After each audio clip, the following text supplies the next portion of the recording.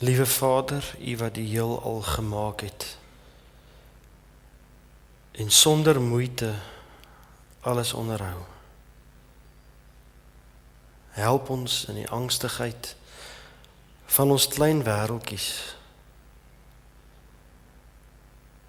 Help ons as ons gemoed wankel. As ons bly wees en ons blydskap soms kwyn en wegraak.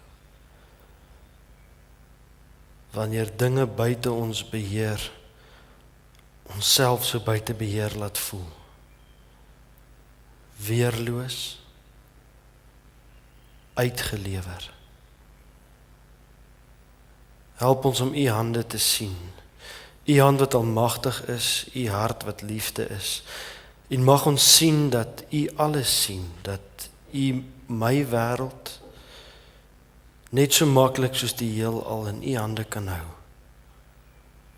Mag ons sien en glo en mag ons vrede hê. Amen. Gemeente, ons is in 'n preekreeks wat ons noem kwesplekke. Die van julle wat dalk hier kuier, wat gaste is vanoggend, dis 'n preekreeks wat in wese handel oor die 7 doodsondes, die 7 sondes wat die vroeë kerk baie lank terug uit Bybelversies uitgehaal het en gesê het, hierdie 7 dinge is gevaarlik. En gevaarlik nie net dat dit jou gaan hel toe vat of iets baie slegs met jou gaan gebeur nie, maar in wese dat dit leefmaniere of leefstyle in godsdienstwordigheid is wat dit vir jou sal moontlik maak om God te mis.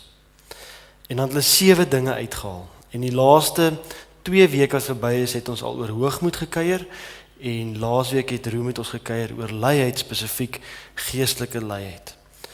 Nou vanoggend is dit my groot voorreg om 'n paar gedagtes met julle te deel oor die doodsonde van welis. Gister braai een van die lidmate by ons, 'n jong lidmaat, en hy vra waar preek jy? Toe sê ek welis. Toe sê hy, wat is welis? Dis opwelling. En as jy nie weet wat opwelling is nie, dis seksuele begeertes of in Engels lust. Dis ons tema vir oggend. En ek sou graag 'n paar gedeeltes hieroor met julle wil deel. Ons teks vir oggend is Spreuke 6 en ek kon eintlik baie ander tekste ook gekies het, maar ek dink Spreuke praat op so 'n mooi manier daarvan met 'n stuk wysheid wat ons kan help vandag. Spreuke 6 vanaf vers 16 en dan gaan ek lees tot en met vers 28. En die gedeelte begin so. Die Here haat 6 dinge. Nee, daar is 7 waarin God 'n afskeid het. Oë wat straal van hoogmoed, 'n tong wat lieg, hande wat met bloed bevlek is, gedagtes wat met komplotte besig is, voete wat net een koers ken en die van die kwaad, 'n getuie wat lieg en iemand wat rusie stook tussen broers. My seun, hou vas aan wat jou vader jou voorskryf, wat jou moeder jou leer. Moet jy nie in die wind slaan nie, dit moet jou altyd bybly. Daarmee moet jy saam leef. Dit sal vir jou leiding gee in wat jy doen. Dit sal jou beskerm as jy slaap en dit sal jou lei sodra jy wakker word. Wat ek vir jou voorskryf is 'n lamp. My onderrig is 'n lig. Wie hom laat teregwys is op die pad na die lewe toe. My onderrig sal jou beskerm teen die slegte vrou van 'n ander wat jou met haar gladde tong wil verlei. Moenie dat haar skoonheid jou begeertes wek nie. Die woord wat daar in Afrikaans vertaal is met begeerte is dan die woord wat ons vir welis dan in die Bybel gebruik of opwelling. Moenie dat sy jou vang met haar oë nie. Jy kan 'n prostituut kry vir 'n stuk brood, maar oorspel kan jou lewe kos. Kan jy kole vuur in die vou van jou klere inhark sonder dat jou klere aan die brand raak? Of kan jou brandende kole loop sonder dat jy jou voete verbrand?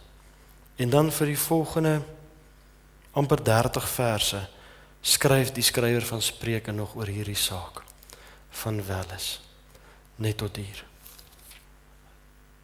Ek wil in die fyn bos van jou bekken kom verdwaal. Ek wil dronk word van die mos wat ek uit jou mond kom haal. Die skelm in my hande wil jou naakte boesem steel. My dink sy warm skande op jou voorblad publiseer. In jou oop riviere se diepte wil my storms kom oorstroom op die laken van jou liefde. Wil ek vannag kom droom. So jaar terug het Koos van der Merwe hierdie gedig hier gelees. En dit my aangegryp. En dis die ding van digters, nê. Hulle gee vir jou woorde vir dinge wat jy voel, wat jy nie in woorde kan sê nie. En hierdie gedig, dink ek, lei ons in die tema in van welles. En die krag van hierdie woorde is, dis ongelooflik hoe twee mense na mekaar kan smag. Dit gryp digters en skrywers en filmmakers se gedagtes nog deur al die eeue aan, hoe twee siele so na mekaar kan dors, dat hulle alles wat hulle het vir mekaar wil gee. Dit is welles. Begeerte na ander. En ek dink ons almal ken dit, en as jy dit nie ken nie, is ek seker daarvan jy onthou dit. Dat iewers in jou lewe, toe die verhouding nog in 'n romantiese fase was, het jy daar geleef. Ek onthou dit baie goed. Ek was 'n tweede jaar op universiteit. Toe die mooiste meisie, wat sy naam Elisma was, my gesê het, hallo. En ek soos 'n bronstige hings voor haar koshuiskamer gepronk het. En vir myself gesê het, ek gaan doodgaan as ek nie by haar uitkom en by haar kan wees en my alles vir haar kan gee nie. Wanneer ek by haar is, ek vir haar vertel hoe ek net my hele wese wil uitstort en haar teenwoordigheid wees. Dit was 'n ongelooflike plek om te leef. Die liefde was soos water en ek was verskriklik dors. Dit was 'n krag hier binne jou, soos 'n vuur wat brand. Dit was mooi. Want daar's niks leliks daaraan nie.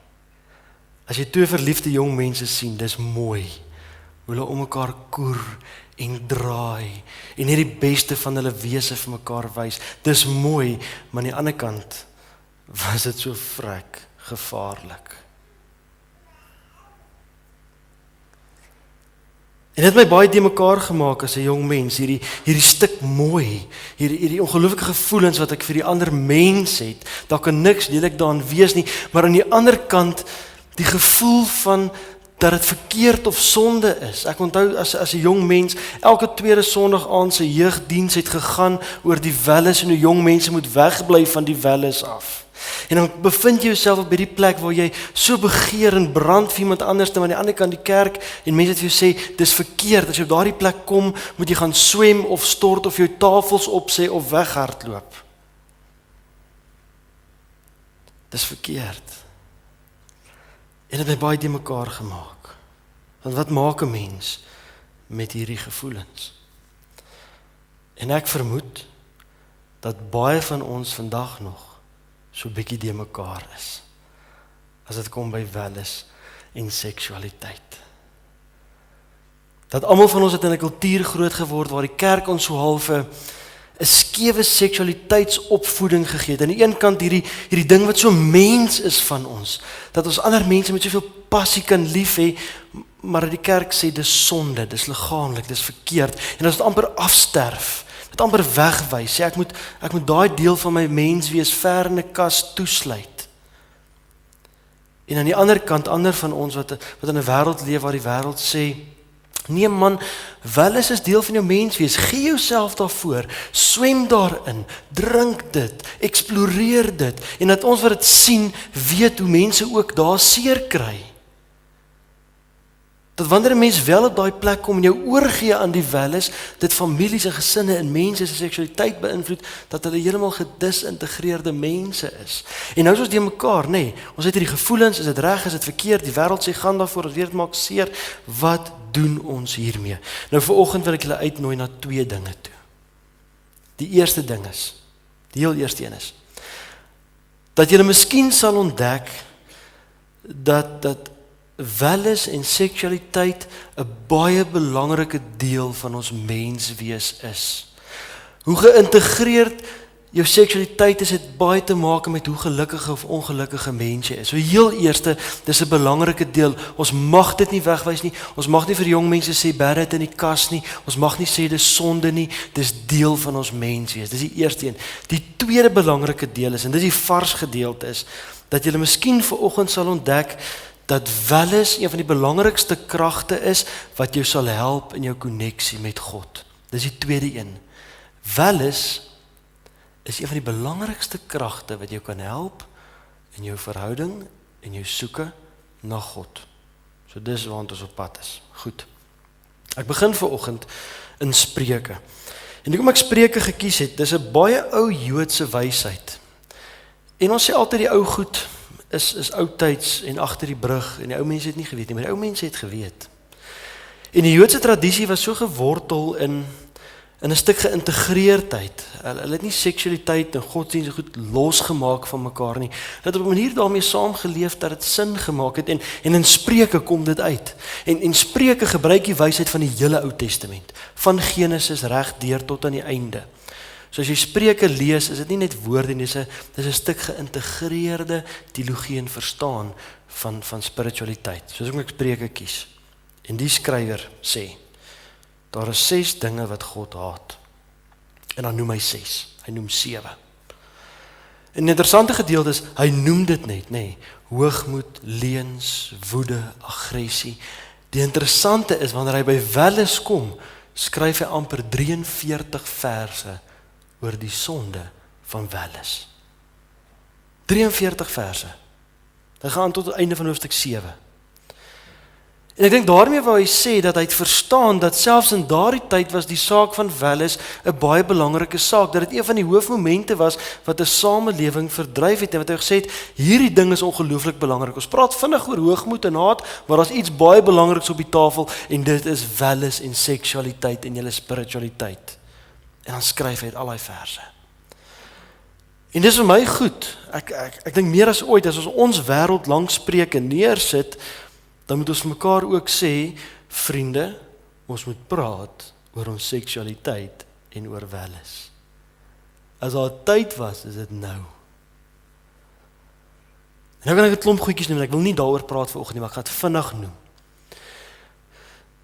Dat net iets is pornografie, nê, wat gedryf word deur welis. In my dae, as jou ma jou met iets soos 'n scope sou vang, kon sy die polisie bel. Nou weet ons dat tieners van vandag tot 50 pornografiese video's per week sien. Vir elke 400 films wat gemaak word in Amerika word 11,000 pornografiese films gemaak. Die pornografie-industrie in Amerika is 15 biljoen US$ sterk. Meer as die Amerikaanse voetbalindustrie. Daarmee saam, die vinnigste groeiende verslawing in die wêreld is seksverslawing en pornografieverslawing. So meer as ooit is hierdie 'n baie groot realiteit. Maar wat sê Spreuke? Hy gebruik die metafoor van vuur om oor ding wat seksualiteit en welis te praat. En vir my is dit 'n ongelooflike goeie metafoor en kan ons help en julle gaan dit sien vanoggend. Behalwe dat dit 'n goeie metafoor is, dink ek verstaan hy iets van welis as hy dit 'n vuur noem, want fisiologies word ons ook warm as ons op daai plek leef. Ons lywe word warm, ons wangetjies word rooi, ons ore word rooi. Daardie krag doen iets fisiologies aan ons. Maar nog dieper as dit is dat die beeld van vuur iets van krag en energie is, net dit kook water, dit maak kos gaar, dit kan 'n woud verwoes, dit kan iets ontvries, dis 'n krag en 'n energie. So die skrywer sê, sodra ons met seksualiteit en met welis werk, moet julle weet, hierdie is 'n energie. Dis iets wat jou lewe gaan dryf. En die kragtige ding van die metafoor is, vuur is goed en vuur is sleg. Met die winter wat op pad is 'n kaggel die wonderlikste ding. Maak jou huis warm, dit skep atmosfeer. Jy kan jou klere warm maak voor die vuur. Jy kan ietsie gaar maak, vuur is goed, maar dan weet jy ook vuur kan brand. Vuur kan verwoes. Vuur kan vermoor.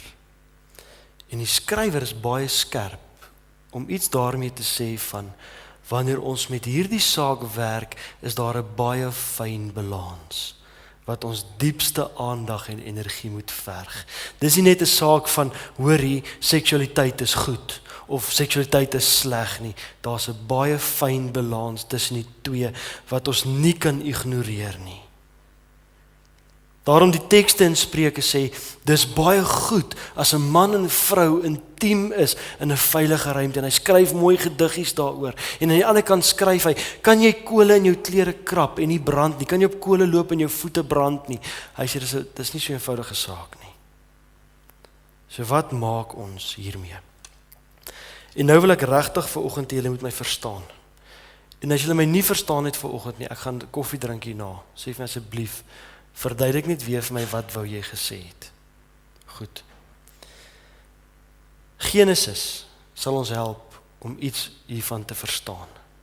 Spreuke, die skrywer van Spreuke, het die Joodse beeld van mens in gedagte wat hy gekry het by die Genesis verhaal.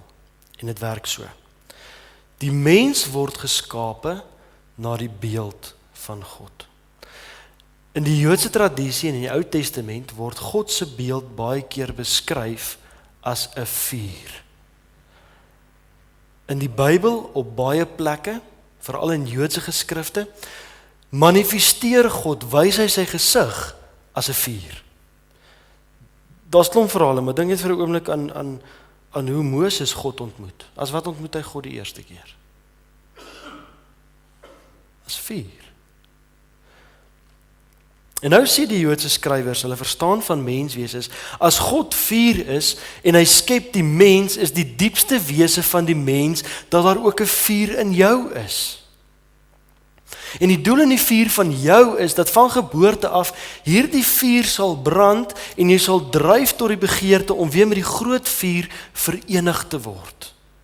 Dis hoe hulle dit verstaan. So jy word gebore met die vuur in jou en die vuur in jou moet jou dan help om te strek en te rek tot by die plek waar die groot vuur God jou weer verslind of inasem. Maar nou die interessante is dat die skrywer van Spreuke die woord vuur gebruik in daardie konteks om na welles te verwys. En dis belangrik, en nou moet julle my verstaan. Met ander woorde, hy sou sê, die mens word gebore met 'n stuk vuur, en die vuur moet jou help om na God toe uit te reik. En dan sê hy, hierdie vuur is welles. Welles is 'n stuk ingebore energie wat in die eerste fase van jou lewe dalk seksueel manifesteer, maar die dieper doel van welles was nog altyd 'n stuk lewensenergie wat jy moes bring by die plek waar jy na God hinker en sal uitreik na God toe. Ek gaan dit weer sê. Welles het te doen in diepste met jou soeke na God. In die eerste helfte van jou lewe manifesteer dit as seksuele begeertes, maar ten diepte is dit 'n soeke na God. En dis die radikale wysheid wat ek vanoggend met julle wil deel. Jou welles het ten diepste te maak met jou soeke na God. Het jy dit geweet? Ek gaan dit nog dieper verduidelik. Dis 'n hinkering na eenwording met God. En ek gaan dit vanoggend verduidelik deur vir julle 'n nuwe teorie te gee van seks. En dankie tog. Ons het 'n bietjie nuwe teorieë nodig in ons wêreld. Seks kom van die woord secare, wat Latyns is vir afgesny of om in diskonneksie met die geheel te leef. So wanneer ek 'n tak van 'n boom afsny, en verskoon, dit klink baie vreemd in Afrikaans, maar ek gaan dit sê, as 'n tak dan van 'n boom afgesny word, dan sê ons in Latyn, die tak is geseks. Met ander woorde, hy's afgesny van die geheel, hy lê op die grond in diskonneksie, En die tak weet, vir hom om weer te lewe en vrug te dra en blare te kry, moet hy alles in sy vermoë doen om weer in koneksie te kom met die geheel. Dis die staat waarin ek en jy gebore word. Ons word gebore onbewus met die gevoel, ons is afgesny in diskonneksie, onvolledig en alleen.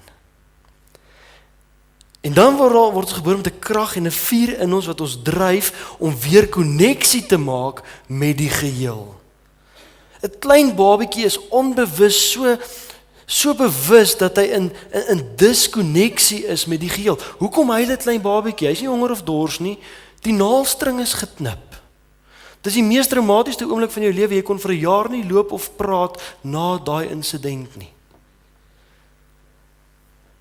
Dis net 'n grappie.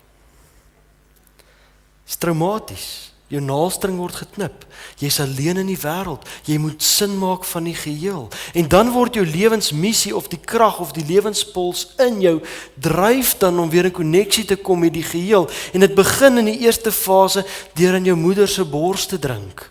Daardie intimiteit, dan gaan dit later oor tot om op jou ma se bors te lê, jou pa se bors te lê. Dit gaan later oor tot drukkies en swentjies. Dit gaan later oor tot vriende en baie later gaan dit dan oor tot die seksuele ervaring en eenwording met iemand anderste.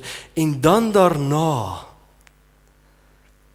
ons gaan nou daarby kom, nog steeds die dieper begeerte om dan nie net verenig te word met 'n mens nie, maar met God. So baie komplekse ding, hierdie ding van seksualiteit. Ons dog is eenvoudig. So seks is 'n poging om deel te word van die groot lewende organisme wat jy kan noem die lewe of God. Dis hoe dit werk. In die eerste helfte van jou lewe word jy bewus van jou leegheid. En dan soek jy iemand anders. Dis die storie van die eerste helfte van ons lewe, van so 0 jaar tot en met so 35 jaar. Vir party van ons baie langer. Wat tot 35, ons soek iemand anderste. En as jy daai iemand anderste kry en jy trou met daardie persoon en jy staan lank genoeg in die vuur, op daardie plek kom jy agter, maar ek soek nog iets diepers, nog iets meer en van daar af groei jou reis verder. Vir die eerste helfte van jou lewe dryf seksualiteit jou na buite toe. Na die wêreld toe, na mense toe, na ervarings toe, na seksuele ervarings toe. Maar dan in die tweede helfte van jou lewe, wanneer jy begin besef, maar daar's meer in hierdie lewe as dit, het seksualiteit 'n ander doel. Die veronderstelling is, dat op daardie moment, daardie vuur jou nie na buite toe vat nie, maar na binne toe. Waar jy gekonfronteer word met jou leegheid, en dat net God dit kan vul. Jou binne toe vat, waar jy agterkom, maar my hele storie was eintlik 'n strek na God toe. Maar as jy dit verkeerd kry, is wanneer jy seer kry. En ons kry dit verkeerd wanneer ons na die eerste helfte van ons lewe onbewus van die vuur se doel leef en agterkom ons is nog steeds leeg en alleen. En ons dan maar net soos die eerste helfte van ons lewe en die tweede helfte van ons lewe op dieselfde plekke soek, maar net anders. So in plaas van dat ons binne toe gaan, bly ons aan die buitekant en ons sê wel ek is nog steeds leeg en afgesny. Miskien gaan iemand anders hierdie leegheid beter maak. En ek weet nie hoekom nie, maar meeste kere is iemand anders bietjie jonger.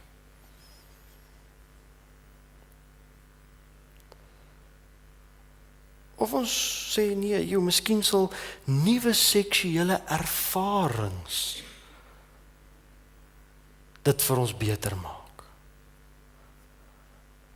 En dan is dit nou lekker, dan is daar nou baie boeke wat ons help, en stories, en klomp goed vandag.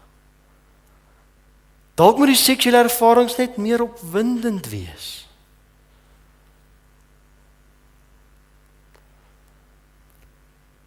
En is dan wanneer mense seer kry, en wanneer die vuur hulle brand. My punt is, volgens die ou tradisie.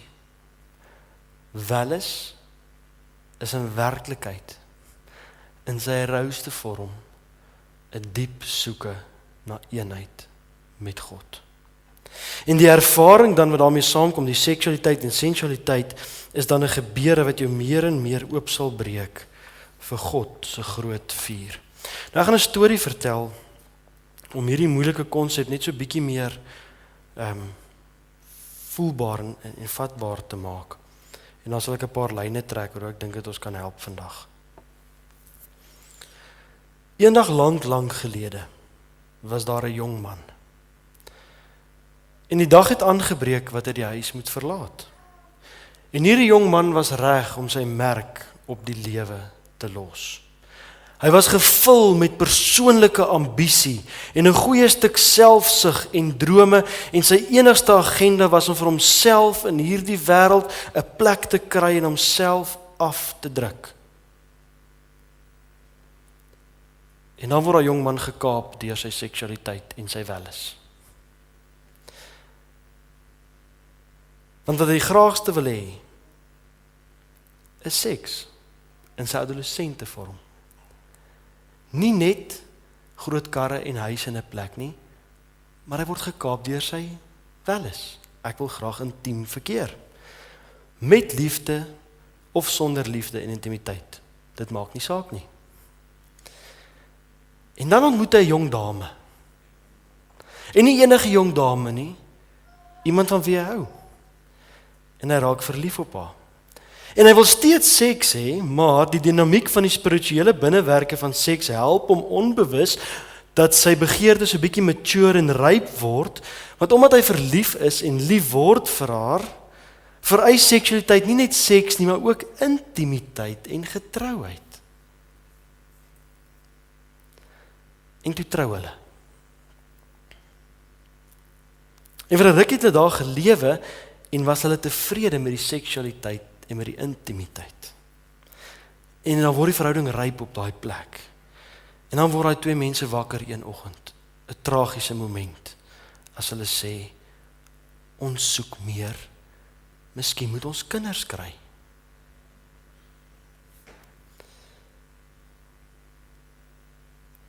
En dan een oggend word daar 'n babietjie gebore.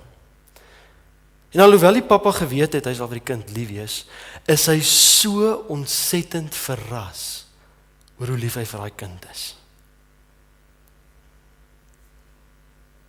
En dit bring 'n hele nuwe perspektief op die lewe, en hy verander, en dit bring nuwe begeertes, nuwe dimensies aan sy begeertes. Op daardie plek kry hy homself om toe te laat om sy eie storie te los, sy wil op te gee, sy drome op te gee, en alles vir die kind te gee. En daardie ervaring, daardie prysgee van jouself, nie net meer vir 'n vrou nie, maar ook vir 'n kind, breek daai pappa oop, het ook 'n plek begin nuwe ervarings van God kry. En dan word die kinders groot en sy huis word vol kinders, want die kinders bring kinders om te kom speel.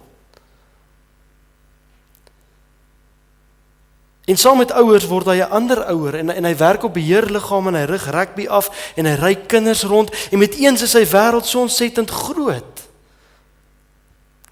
En met die groot word van die wêreld, breek die ervaring van sy werklikheid net al hoe groter oop, nog minder selfsug, vol genade, vol passie, en so word daardie man 'n volwasse pa, en op daardie plek breek die lewe hom nog dieper oop, vir 'n dieper ervaring, en soeke na God. En dan kry die kinders. En alhoewel hy geweet het, hy vir sy kleinkinders sal lief wees, is hy ontsettend verras hoe lief hy vir sy kleinkinders is. En op daardie plek waar hy alles vir sy kleinkinders gee, word die ervaring nog dieper en nog meer, en gebeur daar iets met daardie pa, wat 'n oupa word, wat aan die einde van daai reis kan sê, ek voel meer en dieper as daardie jong man wat reg was om sy merk op die wêreld te los. Dis 'n storie wat begin het by welis, Maar daardie vuur het hom oopgebreek om die lewe dieper te leef in konneksie en in oorgawe. Daarom sê ek altyd, geloofsrypheid kom miskien met tyd. Ons is miskien onregverdig om wat jong mense te sê, hulle moet geloofsvolwasse wees. Het gebeur met tyd. Maar seksualiteit was deel van hierdie reis. Ons kan dit nie losmaak nie. Dis een storie. Daar's baie ander stories wat ook hartseer is. Dat party persone in 'n adolessente fase van seksualiteit vashak. Dat ek mense vasloop van 50, 60 en 70 wat nog steeds nie op daardie plek gekom het nie. Goed. So seksualiteit en wellus het in diepste te maak met jou soeke na God. Daarom is dit nie vreemd dat die Bybel seksuele taal gebruik wanneer hulle praat oor die eenheid tussen God en mens nie. En ons het dit verloor in die Afrikaanse Bybel en dis baie jammer. Jesus praat in seksuele terme oor God. As hy sê, dis my droom dat julle God kan ken. In Afrikaans het ons net een woord vir ken en dis ken. Maar die woord wat Jesus gebruik daar is nie 'n akademiese ken of 'n teologiese ken nie. Ons sê altyd, ons volk gaan ten gronde as gevolg van 'n gebrek aan kennis. Dan verwys ons na die Heidelbergse katekismes en die Bybel en die wysheid. Jesus het nie so oor God gepraat nie. Die woord vir ken wat Jesus gebruik is die intieme woord waar 'n man en vrou een word, hulle mekaar ken, rou naak tot op die been. Waar hulle seksueel een is. Jesus sê, ek wens julle kan God so ken, soos 'n man en vrou mekaar ken. Ja, breek dit 'n bietjie oop, nee. Maak dit radikaal. Die Hoogliedbrief. Dis 'n brief van God aan die mens. Dis die brief waar God die hoofkarakter is en in seksuele terme praat oor sy verhouding met die mens.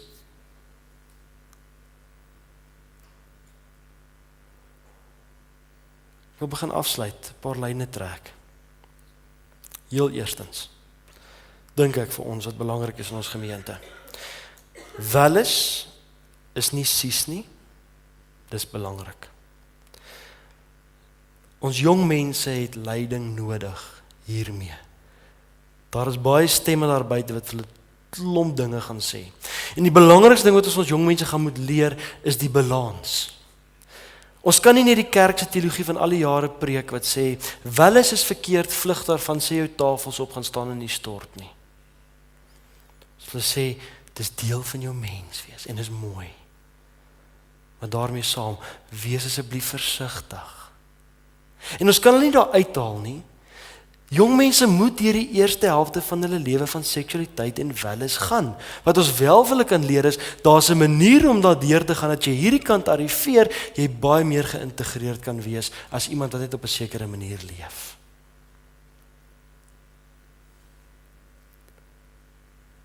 Ons moet miskien vanoggend weer hoor dat taboes ons help. Nou taboes is 'n woord wat sê dit is dinge wat ons sê nee, moenie dit doen nie.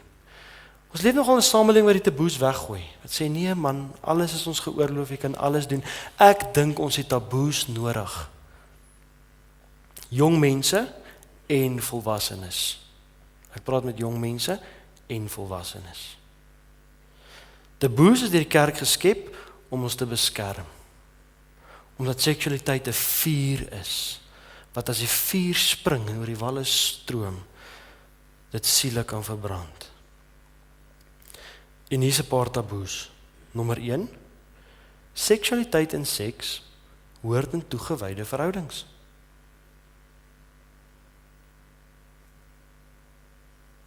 Seks buite toegewyde verhoudings brand mense. Los ander se vrouens en mans uit.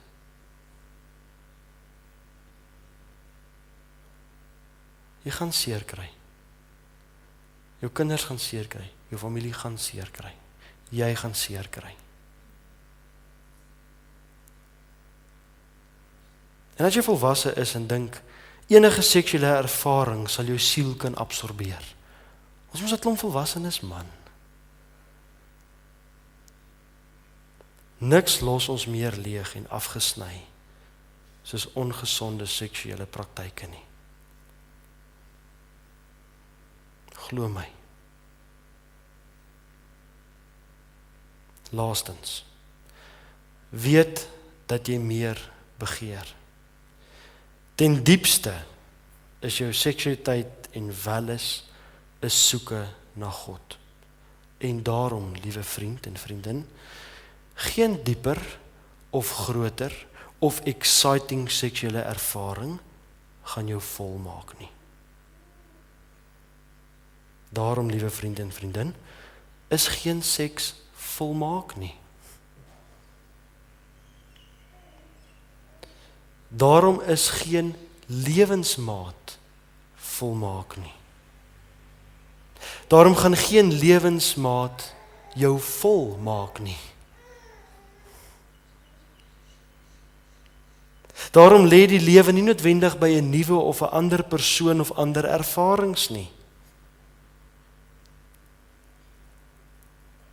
Hoopelik help vanoggend julle om te sien dat daar kom 'n tyd in jou lewe wat jou wel is, jy moet binne toe vat en jy moet dieper vat. Jy moet jou leegheid moet konfronteer en jou voor God sal neersit. Dis vir my hartseer om in 'n 60-jarige vas te loop wat vir die 3de keer trou.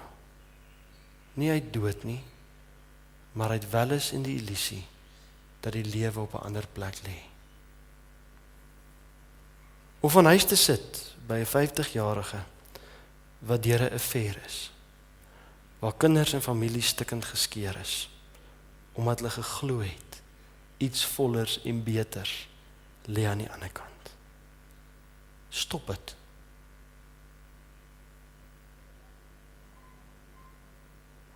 Jou diepste soeke, al sê jy dis seksueel, is om te weet dat God jou liefhet en die vermoë te hê om daai liefde te omarm.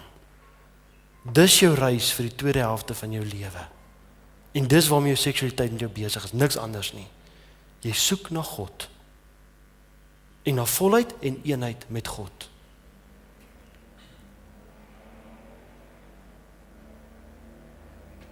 Ek sluit af.